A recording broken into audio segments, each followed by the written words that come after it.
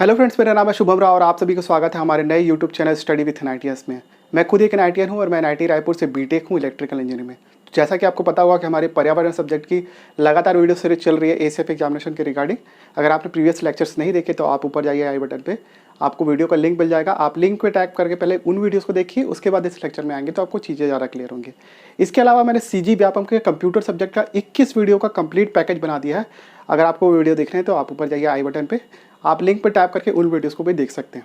इसके अलावा हमारे यूट्यूब चैनल का प्लेलिस्ट कंपलसरी चेकआउट करिए, उसमें मैंने अलग अलग सब्जेक्ट के अलग अलग प्लेलिस्ट बना दिए हैं जहाँ से आप उनको आसानी से देख सकते हैं। ठीक है, थोड़ी व्यस्तता के कारण मैं वीडियोस 2 दिन से नहीं बना पा रहा और भी बहुत सारी चीज़ें लगातार चल रही है साइड बाय साइड, तो उसकी वजह से वीडियो आने में थोड़ी सी देर हो रही है। ठीक है, वैसे भी वीडियो आके फ़ायदा क्या है, आप लोग वैसे भी पूरा नहीं देखते हो और सपोर्ट नहीं करते हो मेरे बार बार बोलने पर भी। ठीक है, वीडियो को प्लीज़ पूरा देखा करो, उससे मेरा ऑडियंस रिटेंशन बढ़ेगा और मुझे एक मोटिवेशन मिलेगा कि इस तरीके की वीडियो कंटेंट्स मैं आपके लिए रेगुलरली बनाऊं। क्योंकि देखिए, वीडियो से मुझे कोई अर्निंग नहीं हो रही है।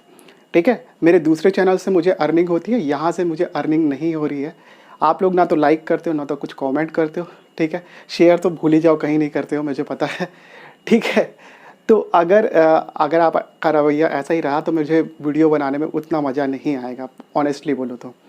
ठीक है, क्योंकि जहाँ मुझे एक एक घंटे के कितने कितने पैसे मिलते हैं वो छोड़ के मैं यूट्यूब पे वीडियो अपना टाइम वेस्ट क्यों करूँ। ठीक है, चलिए एक और चीज़, इंपॉर्टेंट चीज़ जो मैं आपको बताना चाहता था वो ये है कि हमारी ऑफलाइन क्लासेस और ऑनलाइन क्लासेस दोनों चालू हो गई है। ये पेड क्लासेस होंगी। अगर आप रायपुर में रहते हैं तो आप मेरे घर आके पढ़ सकते हैं। ठीक है, मैक्सिमम स्ट्रेंथ 10th की रहेगी, मतलब 10 बच्चों से ऊपर मैं अपने घर में तो पढ़ाऊँगा नहीं। ना ही तो मैं ऑनलाइन क्लासेस में जूम क्लासेस जो लूँगा उसमें भी 10 बच्चे एक ही बैच में रहेंगे, उससे ऊपर के बच्चे मैं नहीं लेने वाला। ठीक है, तो 10-10 का ग्रुप ही मैं रखूँगा अगर पढ़ाया तो। ठीक है, और जितने आना चाहते हैं आ जाए। ठीक है, मैं उस हिसाब से आपको शेड्यूल बता दूँगा हमारे व्हाट्सएप ग्रुप में। ओके, और हाँ, जो फ्री क्लासेस मैं आपको दे रहा हूँ, अगर मेरी पेड क्लासेस चल रही तो ऐसा नहीं है कि मैं फ्री क्लासेस आपको नहीं दूंगा, आपको मैं लगातार फ्री क्लासेस दूंगा। उसके लिए आप एक और काम करिए, आप वीडियो का डिस्क्रिप्शन चेकआउट करिए, उसमें मेरा फेसबुक, व्हाट्सएप और ट्विटर और इंस्टाग्राम होगा। मुझे फेसबुक और इंस्टाग्राम पे कंपलसरी फॉलो कर लीजिए और व्हाट्सएप में लिंक जो दिया हुआ है वहाँ पर टैप करके अगर मुझे आप नाम और लोकेशन के साथ सेंड करेंगे तो मैं आपको व्हाट्सएप सपोर्ट ग्रुप में जोड़ लूँगा। ऑलरेडी 200+ मेंबर हैं।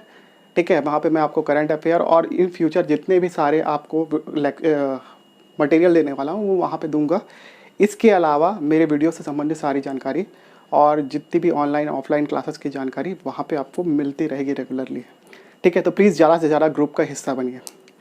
लेट इट बी, ये प्रमोशन हो गया। चलते हैं हमारे लेक्चर की ओर। हमारा जो आज का टॉपिक है वो भूकंप है, प्राकृतिक आपदा। ठीक है, आप जानते ही होंगे जैसे कि हमने आपदा प्रबंधन से रिलेटेड एक और टॉपिक कर चुके हैं जिसका नाम है बाढ़। हमने लास्ट क्लास में देखा था। आज की क्लास में हम लोग भूकंप ख़त्म करने की कोशिश करेंगे। इसके बाद है आपका चक्रवात, चक्रवात के बाद आपका भूस्खलन। जल्दी जल्दी इस टॉपिक को कवर करते हैं, उसके बाद फिर मैं आगे और भी बताना चालू करूँगा। ठीक है, लेकिन प्लीज़ वीडियो को लाइक करो और पूरा देखो। अगर ये करते हो तो मैं जल्दी जल्दी वीडियो लेक्चर दूंगा, अदरवाइज़ मज़ा नहीं आएगा मुझे भी बनाने में। ठीक है, और भी कई सारे लोगों ने मुझे मैसेज और कॉल किए थे, उसके बारे में मैं वीडियो के आगे आगे बताते जाऊंगा। बहुत इंटरेस्टिंग चीज़ें सुनना। डेफिनेशन, सबसे पहले डेफिनेशन देखते हैं कि ये क्या है। देखो, लिखा हुआ भूपृष्ठ पर आकस्मिक कंपन बेसिकली भूकंप कहलाता है, ये सबको पता है। ठीक है, लेकिन ये क्यों होता है? भूगर्भ में होने वाले चट्टानों के लचीलेपन का परिणाम भूकंप है। ठीक है, तो अच्छी डेफिनेशन अगर लिखनी है तो यही लिख सकते हैं, भूपृष्ठ में होने वाला आकस्मिक कंपन बेसिकली जो कि प्रभावित होता है किससे, आपका भूगर्भ में होने वाला चट्टानों के लचीलेपन का परिणाम भूकंप कहलाता है। ये एक सिंपल सादा सा डेफिनेशन आप लिख सकते हो और इसमें कोई बुराई नहीं है। ठीक है, तो ये भूकंप, भूगर्भ में चट्टान क्या होते हैं? ठीक है, अगर आपने थोड़ा बहुत भी वर्ल्ड ज्योग्राफी पढ़ा होगा तो सियाल, सीमा और नीफे के बारे में आप जानते होंगे। ठीक है, नहीं जानते तो प्लीज़ कमेंट में बताइएगा, तो मैं आपको ये भी चीज़ें क्लियर कर दूंगा। बेसिकली जो अर्थ का निर्माण होगा उसमें कई सारे टेक्टोनिक प्लेट्स हैं जो कि आपके सतह के नीचे लगातार गतिशील हैं। ठीक है, जब ये प्लेटें जो होती हैं वो आपस में टकराती हैं, ठीक है, टकराते ही तो टप टप ठीक रहता है, क्योंकि बहुत धीमी गति से ये मूवमेंट कर रही है, मतलब बहुत बड़े एरिया में है तो धीमे धीमे मूव कर रही है। और ये टकराने के कारण क्या है, कंटिन्यूसली उसमें फोर्स उत्पन्न हो रहा है। जब क्या होता है, फोर्स का लेवल एक एक्सट्रीम लिमिट को पार कर जाता है तो उससे क्या होता है, जो सरफेस है अर्थ का वो उसमें कंपन उत्पन्न होती है, वही कहलाता है भूकंप। ठीक है, तो ये नॉर्मल सी चीज़ें हैं जो आप जानते होंगे। जब कभी भी दो प्लेटें आपस में टकरा के लगातार टकरा रही है, ये इधर से फोर्स लगा रहा है, ये इधर से फोर्स लगा रहा है, अचानक क्या हुआ, ये प्लेट इसके ऊपर आ गई। ठीक है, तो जो सरफेस एरिया है वो थोड़ा सा ऊपर उड़ जाता है, इसको बोलते हैं थ्रस्ट। और अगर ये बहुत ज़्यादा लेवल पे होता है तो उसको मेगा थ्रस्ट बोलते हैं। ठीक है, मेगा थ्रस्ट अगर आपके ज़मीन में आता तो ठीक है, चलिए वो टॉलरेबल है, मतलब उससे भी भूकंप आता है, वो अलग चीज़ है। लेकिन अगर वही चीज़ आपके समुद्र में आ जाता है तो उससे क्या होता है, समुद्र का जो बहुत बड़ा अमाउंट ऑफ वाटर है वो डिस्प्लेस हो जाता है। ठीक है, क्योंकि इतना लेवल ऊपर उठना, मान लो एक दीवार के बराबर की का ज़मीन जो है वो सतह से ऊपर उड़ गया। ठीक है, टेक्टोनिक प्लेट के मूवमेंट के कारण, तो जो इतना large amount of volume of water है वो क्या होगा, डिस्प्लेस हो जाएगा। ठीक है, उसी डिस्प्लेसमेंट ऑफ वाटर को बोलते हैं सुनामी। ठीक है, मेगा थ्रस्ट के कारण आता है ये बेसिकली। ठीक है, सुनामी की जो एनर्जी होती है वो बहुत ज़्यादा होती है। इसका अगर परफेक्ट एग्जांपल आपको देखना है तो 2005 में जो भूकंप आया था आपके इंडोनेशिया के सुमात्रा आइलैंड के पास। ठीक है, वहाँ पर जो भूकंप आया था बेसिकली वो मेगा थ्रस्ट के फॉर्म में था, और उसका जो इम्पैक्ट है अफ्रीका तक देखने को मिला था। मतलब कहाँ इंडोनेशिया, कहाँ अफ्रीका, तो इतना ज़्यादा उसका एक्सट्रीम एनर्जी लेवल होता है। ठीक है, उसका इम्पैक्ट हमको भारत में श्रीलंका में भी देखने को मिला था। ठीक है, तो सुनामी कोई आज छोटी मोटी चीज़ नहीं है, वो बहुत बड़ी चीज़ है। ठीक है, और जापान को उसको देखने की आदत हो गई है क्योंकि वहाँ पे आए दिन सुनामी आती रहती है। ठीक है, तो बेसिकली हाँ, अगर आपसे कभी पूछा जाए कि भारत में सुनामी अलर्ट सेंटर कहाँ पर है स्थित है, तो आपका हैदराबाद में स्थित है। ठीक है, तो ये चीज़ें छोटी मोटी चीज़ें याद रखनी है। और वो 2005 के बाद ही बना था, उससे पहले हम लोग सुनामी जानते ही नहीं थे, क्योंकि भारत में कभी ऐसी स्थिति आई ही नहीं। तो सेकंड जो बहुत ही डरावनी चीज़ है कि जो ये आपदा है वो अचानक आने वाली आपदा है। ठीक है, इसके बारे में पूर्वानुमान नहीं लगाया जा सकता। लाइक आपको वर्षा का पता रहता है, आपको चक्रवात का पता रहता है। ठीक है, बाढ़ के बारे में भी थोड़ी मोटी जानकारी आपको रहती है। ठीक है, कि बारिश हो रही है तो बाढ़ आएगा ही आएगा, लेकिन जो भूकंप है होता है उसका पूर्वानुमान नहीं लगाया जा सकता, और ये बहुत डेडलीस्ट बनाती है इसलिए भूकंप को। ठीक है, गतिशील प्लेटें जिसके लिए जिम्मेदार होती है, जैसे कि मैंने आपको बताया कि अर्थ के सरफेस के नीचे लगातार प्लेटों का हलचल हो रहा है और वो कंटिन्यूसली होता जा रहा है। ठीक है, और ये इसके लिए जिम्मेदार है, रिस्पॉन्सिबल है। ठीक है, इतनी सारी चीज़ें आपने देख ली। अब देखते हैं भारत में भूकंप का जोखिम कितना है, वो उसके बारे में थोड़ी चर्चा करते हैं। भारत का जो 59% एरिया है वो गंभीर भूकंपीय खतरों के अधीन आता है। 59% एरिया, 50% से भी ऊपर एरिया जो है वो हमारा गंभीर भूकंप के झटकों खतरों के अधीन आता है। ठीक है, MSK एक यूनिट टाइप की समझ लो वो होती है। ये बेसिकली किसी 3 साइंटिस्ट या फिर किसी एक ही साइंटिस्ट का बहुत खतरनाक सा नाम है, आप गूगल करेंगे तो आपको दिख जाएगा। MSK 7 प्रवृत्ति के जो भारत में जो ये 59% के कुछ एरिया है वो पाया जाता है। 7 प्रवृत्ति बहुत हाई होती है। ठीक है, 8 तीव्रता वाला जो क्षेत्र है वो बेसिकली आपका हिमालयन क्षेत्र कहलाता है। मतलब हिमालय का क्षेत्र आपके जम्मू कश्मीर से लेकर आपके अरुणाचल प्रदेश का एरिया, पूरा हिमाचल का एरिया, हिमालय का एरिया, और वहाँ पे लगातार 8 तीव्रता के भूकंप आने का खतरा बना रहता है। ठीक है, भारत में जो 4 बड़े भूकंप आए हैं बहुत पहले से लेकर अभी तक, उसमें शिलोंग में 1897 में आया था 8.7 तीव्रता का भूकंप। कांगड़ा में आया था 1905 में 8 तीव्रता का भूकंप। ठीक है, बिहार नेपाल में आया था आपका 1934 में 8.3 तीव्रता का भूकंप। आसाम तिब्बत में जो भूकंप आया था 1950 में, उसकी तीव्रता थी 8.6। ठीक है, तो चलिए कुछ इंपॉर्टेंट फैक्ट देख लेते हैं भूकंप से रिलेटेड। ठीक है, भूकंप का जो उद्भव स्थल होता है वो कहलाता है भूकंप का केंद्र, जो ज़मीन के नीचे होता है। ठीक है, ज़मीन के नीचे से लगातार ऊपर आने पर अर्थ के सरफेस पर जब हम लोग पहुँचते हैं तो सेम केंद्र जब यहाँ पे प्रोजेक्ट करते हैं उसको, तो वो कहलाता है अभिकेंद्र। मतलब केंद्र से पृथ्वी की सतह पे पहुंचने पर जो पॉइंट हमको मिलता है वो कहलाता है अभिकेंद्र, या फिर उसको एपी सेंटर बोलते हैं। ठीक है। भूकंप के तरंगों का जो मापन होता है वो एक ग्राफ से किया जाता है जिसको बोलते हैं सिस्मोग्राफ। ठीक है, इसको ध्यान रखना, ये आपके एग्जाम में पूछा जा सकता है। इसके अलावा भूकंप की तीव्रता को मापने के लिए हमने अलग अलग स्केल डिज़ाइन किए हैं, जिसमें पहला है आपका रॉसी पेरल स्केल, सेकंड है आपका मर्केली स्केल, और थर्ड है आपका, जिसको आप जानते होंगे, रिक्टर स्केल। ठीक है, ये आपके एग्जाम में पूछा जा सकता है।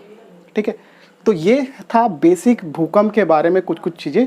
इसके आगे की हम लोग चीज़ें थोड़ी देर में देखते हैं, इसके टाइप्स वगैरह एक्सेट्रा एक्सेट्रा। ठीक है, वो हम लोग थोड़ी देर में देखते हैं। तो चलिए फटाफट से कुछ और चीज़ें देख लेते हैं। उस पर सबसे पहला आपका भूकंपी तरंगे। ठीक है, और ये बहुत इंपॉर्टेंट टॉपिक है और इससे आपके इस टाइप के क्वेश्चन आपके पूछे जा सकते हैं।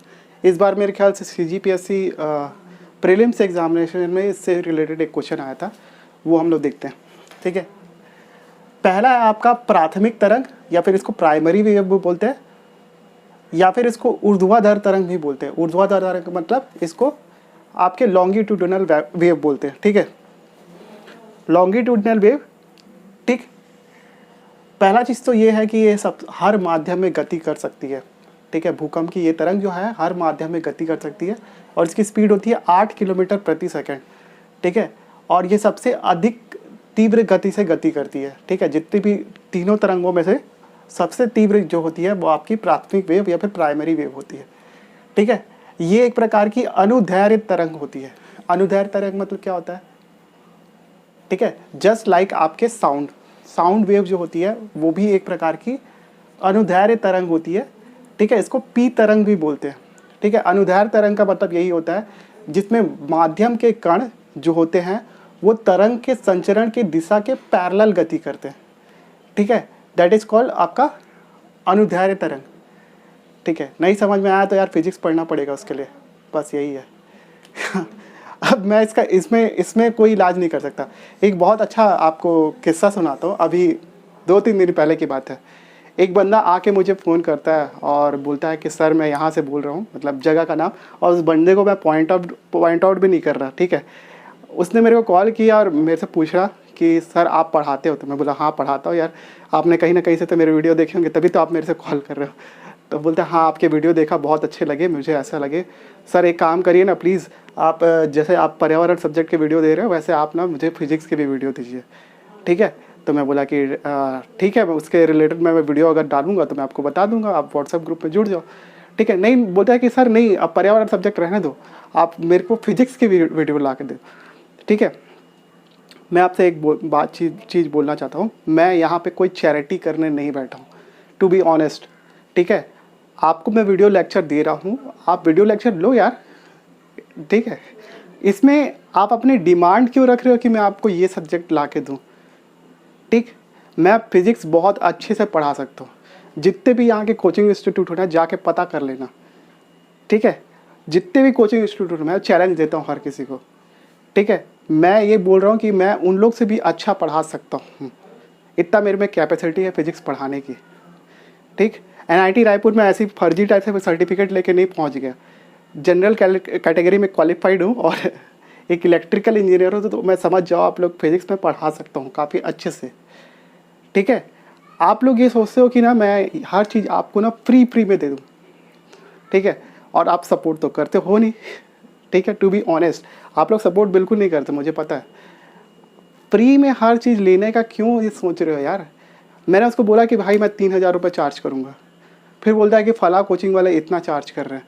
मुझे नहीं पता भाई, मेरे को नहीं पता, वो मेरा फीस है, मैं जितना चार्ज कर रहा हूँ मैं उतना चार्ज करूँगा। 3,000 रुपये में मैंने बहुत कम बोला है। मैं 12th के एक स्टूडेंट को मैं पढ़ाता हूँ अभी। ठीक है, धनबाद का लड़का है और उसको मैं पढ़ाता हूँ स्पेशली बोलने पर। 4,000 रुपीज़ मुझे 1 आवर के पे करता है, 1 महीने के 4,000 रुपये। ठीक है, तो समझ जाओ वो मुझसे पढ़ रहा है, मतलब मुझमें तो कुछ बात तो होगी ना। तो अगर मैं कोई सर्विसेज आपको फ्री ऑफ कॉस्ट दे रहा हूँ तो उसको भी टू बी ग्रांटेड मत लो। आप लोग टू बी ग्रांटेड लेते हो, देखते तो हो नहीं वीडियो पूरा, और उसके बाद मुझे डिमांड ऐसे करो कि जैसे आप मेरे बॉस हो और मुझसे डिमांड कर रहे हो। मैं आपको सभी वीडियो लेक्चर दूंगा, लेकिन हाँ टू बी ऑनेस्ट मैं आपको पूरे लेक्चर नहीं दे सकता। लेकिन जो भी लेक्चर दूंगा उसको एक सीरीज फॉर्म में दूंगा जिससे आपका लॉस ना हो, कि मेरे वीडियो देख के आप ये मत सोचो कि यार मैंने कुछ पढ़ाया ही नहीं आपको। ठीक है, तो प्लीज़ अगर आपको पढ़ना है तो आपको पैसे तो देने पड़ेंगे। ठीक है, जो लोग PDF देते हैं जाओ उन लोग से बात करो भाई, वो लोग क्या PDF देते हैं वो हर कोई जानता है। मैं आपको अगर PDF दे भी दूंगा ना फ्री ऑफ कॉस्ट में, तो आप क्या करोगे, उसको लोगे और सब जगह फैलाना चालू कर दोगे। यही काम हर कोई करता है, मुझे पता है। ठीक है, PDF चाहिए था, हर कोई मुझे 1 बाय 1 सिंगल मैसेज कर रहा है कि PDF चाहिए, PDF चाहिए, PDF चाहिए। एक साथ मैसेज करो ना भाई और पैसे ला के दो, तब मैं जाके PDF छपवाऊँ, अदरवाइज़ मैं ऐसा नहीं छपवा सकता, क्योंकि भाई उसके लिए पैसे लगेंगे और मेरे पास इतना समय नहीं है कि मैं आपको PDF बनाते रहूँ। मेरे और भी क्लासेस चलते रहती हैं पैरेलल टू पैरेलल। ठीक है, और मैं उन सब चीज़ों पर ध्यान दूँ। मैं पैसे बिना लिए आपसे अगर ये सारी चीज़ें दे रहा हूँ तो प्लीज़ थोड़ा सपोर्ट कर दो, बस यही तो बोल रहा हूँ आपसे, और कुछ थोड़ी ना बोलता हूँ। और आप लोग ऐसा ऐसा डिमांड करते हो मेरे से ना कि मुझे समझ में ही नहीं आता कि मैं क्या क्या आंसर करूँ, बताओ। Let it be. लेकिन हाँ, कोई भी सर्विसेज फ्री ऑफ कॉस्ट मिल रही है तो फिर उसको अच्छे से ग्रैब करो, सामने वाले को सपोर्ट करो, तब जाके वो आपको वीडियो लेक्चर बना के देगा। अदरवाइज़ ये एकदम रूल करने टाइप का मुझे मत बोला करो प्लीज़, डोंट माइंड ना। जो भी स्टूडेंट होगा उसको पता चल गया होगा कि मैंने उसको क्या बोला भी। हाँ, और अगर आपको फिजिक्स पढ़ने का इतना ही शौक है तो भाई मुझसे कांटेक्ट करो, मैं आपको पढ़ाऊँगा यहाँ पर। Let it be.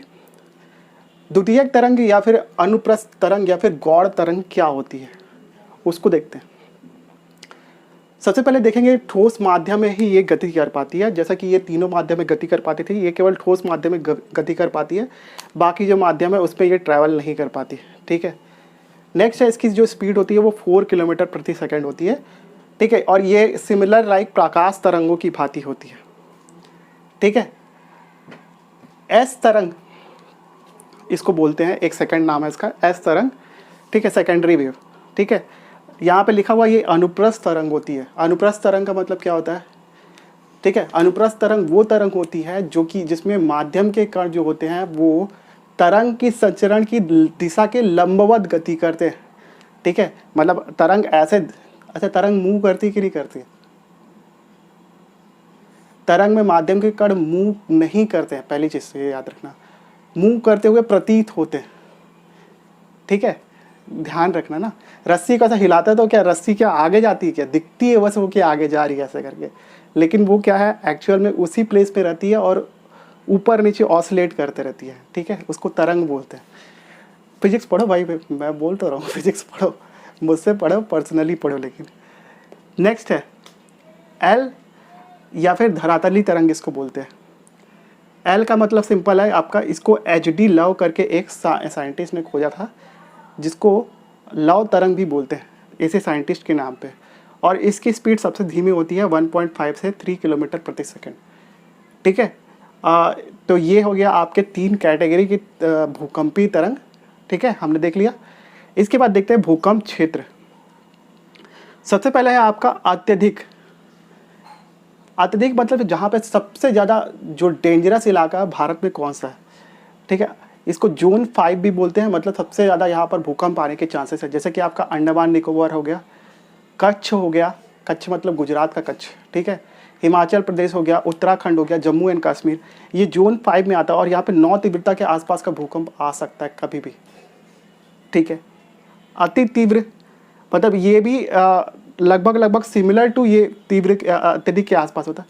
इसको जोन 4 बोलते हैं। जैसा कि आपका सिक्किम हो गया, गंगा यमुना का दोआब क्षेत्र हो गया। ठीक है, इसके बाद वेस्टर्न घाट हो गया, दिल्ली वैली के आसपास का एरिया हो गया, ये सारे भूकंप प्रोन जोन 4 पे आते हैं।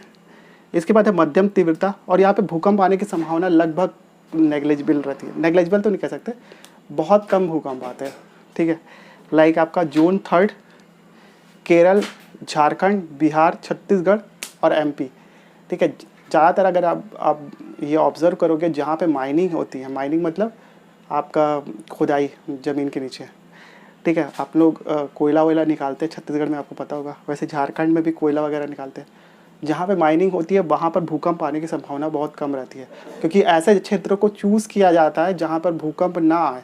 क्योंकि अगर कोरबा में, छत्तीसगढ़ के कोरबा में अगर कभी भूकंप आ गया तो खुदा ना खास्ता तो पूरा कोरबा नीचे चला जाएगा, क्योंकि पूरा नीचे से कोयला तो हम लोग निकाल चुके हैं। बचेगा क्या बताओ, नहीं बचेगा। तो माइनिंग ऐसे इलाकों में ही की जाती है जहाँ पर आपका भूकंप आने की संभावना कम रहती है, ठीक है। उसके बाद है कम तीव्रता, मतलब जोन 2 में, मतलब भारत के जो रेस्ट क्षेत्र बच गए वो सारे आपके कम तीव्रता वाले क्षेत्र में आते हैं, ठीक है। तो ये भूकंप के क्षेत्र हो गए, ये हो गया भूकंपी तरंगे, ठीक है। तो ये सारी चीज़ें हो गई। इसके आगे की कुछ चीज़ें और बच गई हैं जो हम लोग थोड़ी देर में देखेंगे। तो चलिए कुछ और चीज़ें फटाफट से देख लेते हैं। उसमें सबसे पहले आपका भूकंप के प्रभाव, और ये तो आपको पता ही होगा यार भूकंप का क्या प्रभाव पड़ता है। भूकंप से संचार, बिजली, सभी प्रकार की चीज़ें ठप हो जाती है, ठीक है। भूस्खलन आता है, भूस्खलन मतलब जानते ही होगी आपका, लैंडस्लाइड बोलते हैं उसको इंग्लिश में, ठीक है। उससे वो आता है, दरारें आ जाती हैं आपके ज़मीन में, ठीक है। इसके अलावा नदियों का मार्ग परिवर्तित तक हो जाता है, ठीक है। उससे क्या होता है, जो रिहायशी इलाके वहाँ पे पानी घुस जाता है नदियों का, तो ये भी एक बड़ी समस्या है। नेक्स्ट है आपके जान माल का नुकसान होता है। ये तो आपको हर किसी को पता है कि भूकंप हम लोग पढ़ ही रहे हैं, प्राकृतिक आपदा है, तो वो है क्या एक्चुअल में, वो तो पता होना चाहिए ना। भूकंप के न्यूनीकरण के क्या उपाय हैं? सबसे पहले आप भूकंप का आकलन करके आप सूचना केंद्रों की स्थापना कर सकते हैं, ये एक बहुत अच्छी चीज़ है, ठीक है। बेसिकली हम लोग भूकंप का पूर्वानुमान नहीं लगा सकते, लेकिन हम लोग हाँ एक चीज़ ज़रूर कर सकते हैं कि हम लोग ये पता कर सकते हैं कि भूकंप कौन सा एरिया है जहाँ पर मतलब भूकंप आने की बहुत ज़्यादा संभावना है, वो हम लोग पता ज़रूर कर सकते हैं। क्योंकि हम लोग शरीर ज़मीन के नीचे में प्लेटों की गति को हम लोग पे नज़र रख सकते हैं, ठीक है। और उस स्थान पे पता कर सकते हैं जहाँ पर आपका लगातार अर्थ के नीचे एनर्जी का लेवल जो है वो बढ़ता जा रहा है, ठीक है। जहाँ पर इन फ्यूचर भूकंप आ सकता है, ऐसा हम लोग अंदाज़ा लगा सकते हैं, ठीक है। लेकिन कब आएगा कब नहीं आएगा ये कोई नहीं अंदाज़ा लगा सकता, ठीक है। तो हम लोग एक काम कर सकते हैं कि भूकंप का आकलन कर सकते हैं, पुराने भूकंप जो आए हैं उस पे उसके आधार पर, ठीक है। सेकंड है आपका वहाँ पर सूचना केंद्रों की स्थापना कर सकते हैं, ठीक है। तो ये एक अच्छा काम है, ये कर सकते हैं। सेकंड है आपका भूकंप रोधी इमारतों का निर्माण, ठीक है। और ये बहुत ज़रूरी भी है। जैसे भारत ने कई सारे निर्माण कार्य किए हैं जो कि भूकंप रोधी है। लाइक आपका टिहरी डैम जो बना हुआ है वो भी भूकंप रोधी डैम है, ठीक है। आपको पता होगा कि ये सब काम करने में जापान जो है वो बहुत ज़्यादा आगे है। रीज़न उसका ये है क्योंकि जापान जो है वो आपके पैसिफिक ओशियन के पास में स्थित है, और जहाँ पर आपका रिंग ऑफ फायर है। रिंग ऑफ फायर वो एरिया है जहाँ पर लगातार भूकंप आते रहते हैं, ठीक है। और जापान में लगभग 1-2 दिन में एक आध झटका तो आ ही जाता है, ठीक है। मजाक नहीं कर रहा, सीरियसली आ जाता है। वहाँ पर ऐसी इमारतों का निर्माण किया गया है जो कि आपका भूकंप रोधी है। और बेसिकली इसमें जो एक अच्छी चीज़ है जो जहाँ पे यूज़ किया जाता है, जैसे कि हम लोग क्या होता है, हम लोग इमारत बनाने में क्या करते हैं, रॉड का यूज़ करते हैं ना, सरिया, ठीक है। वो लोग और बहुत ज़्यादा जगह पे जैसे इस तरीके की चीज़ें होती है, वहाँ पर आपका रॉड की जगह पे बैम्बू का यूज़ किया जाता है, ठीक है, बांस का यूज़ किया जाता है, क्योंकि बांस लचीला होता है और वो जब भूकंप आता है तो उस समय में आपका संभाल लेता है सारा मैटर, और ये भूकंप से रक्षा का बहुत अच्छा उपाय है। तो बैम्बू की स्ट्रेंथ भी बहुत ज़्यादा होती है ना, और वो कंक्रीट पे जमने के बाद बहुत ज़्यादा स्ट्रेंथ हो जाती है, तो हम लोग इसको अल्टरनेटिव के रूप में यूज़ कर सकते हैं। तो आप ये भी लिख सकते हो इसमें। नेक्स्ट है आपका प्लेटों की गति पर नज़र रखना। और ये जैसा कि मैंने आपको बताया कि हम लोग भूकंप का पूर्वानुमान तो नहीं लगा सकते, लेकिन हम लोग भूकंप आने की संभावना को ज़रूर पता कर सकते हैं, ठीक है। तो उसका सबसे बेस्ट तरीका है कि आप प्लेटों की गति पर लगातार नज़र बनाए रखो, और उसके किस एरिया में आपका ऊर्जा का संचय हो रहा है वो जगह आप पता कर सकते हो, तो जिससे आपको पता चल सके कि इन फ्यूचर यहाँ पर बड़ा भूकंप आ सकता है, ठीक है। तो ये सारी चीज़ें रही, जितने भी टॉपिक मैंने बताया भूकंप के बारे में, आप लोग अच्छे से पढ़ लो, इसको अच्छे से रिवाइज़ करो, बहुत सारे क्वेश्चन लगाओ, और इस टॉपिक से रिलेटेड जो भी डाउट हो वो आप नीचे कमेंट कर सकते हो या फिर व्हाट्सअप करके पूछ सकते हो। इसके अलावा वीडियो का डिस्क्रिप्शन जरूर चेकआउट करिए, उसमें मेरा फेसबुक और व्हाट्सअप और इंस्टाग्राम और ट्विटर है। कम से कम फेसबुक और इंस्टाग्राम में मुझे फॉलो कर लीजिए। व्हाट्सएप में हमको मैसेज करके ज़्यादा से ज़्यादा हमारे व्हाट्सएप सपोर्ट ग्रुप से जुड़िए। कम्युनिटी जितनी ज़्यादा बड़ी होगी हम लोग एक दूसरे की ज़्यादा हेल्प कर पाएंगे। और एक काम करना है आपको, प्लीज़ वीडियो को लाइक करिए, चैनल में नया है तो सब्सक्राइब कीजिए विथ बेल नोटिफिकेशन ऑन करके। इसके अलावा वीडियो को ज़्यादा से ज़्यादा शेयर करिए उन लोगों को एटलीस्ट जिनके पास पैसे नहीं हैं कोचिंग इंस्टीट्यूट को देने के लिए, या फिर वे मंडी निरीक्षक ACF CGPSC और CG व्यापम से जुड़े हुए बाकी सारे एग्जामिनेशन की तैयारी करें, उनको ज़रूर शेयर करिए, ठीक है। बस मैं यही आपसे बोलना चाहता हूँ, मुझे ज़रा से ज़रा सपोर्ट करिए। अगर सपोर्ट करेंगे तो मैं भी आपको इन रिटर्न बहुत सारी चीज़ें फ्री ऑफ कॉस्ट दूँगा। तब तक के लिए thank you so much for watching this video. Have a good day.